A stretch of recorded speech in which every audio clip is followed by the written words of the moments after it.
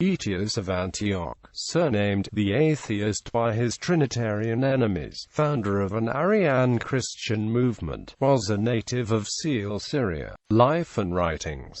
Aëtius grew up in poverty or slavery. He later worked as a goldsmith in Antioch to support his widowed mother and studied philosophy. After his mother died, Aëtius continued his trade and extended his studies into the Christian scriptures, Christian theology, and medicine. After working as a vinedresser and then as a goldsmith, he became a traveling doctor, and displayed great skill in disputations on medical subjects, but his controversial power soon found a wider field for its exercise in the great theological question of the time. He studied successively under the Arians, Paulinus, Bishop of Antioch, Athanasius, Bishop of Anaxabus, and the presbyter Antonius of Tarsus. In 350 he was ordained a deacon by Aëtius of Antioch, but was shortly afterwards forced by the Trinitarian party to leave that town. At the First Synod of surnamed he won a dialectic victory over the Homoousian bishops,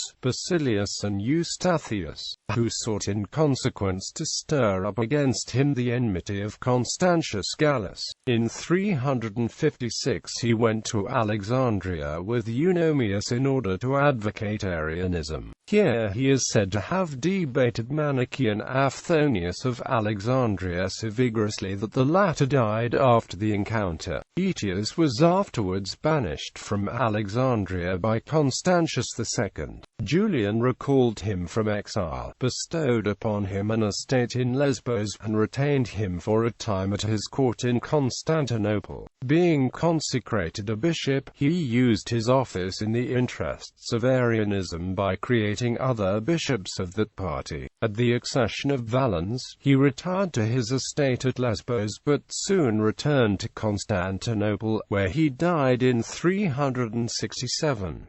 Anomian sect. The Anomian sect of the Arians, of whom he was the leader, are sometimes called after him Aetians. His work De Fide has been preserved in connection with a refutation written by Epiphanius.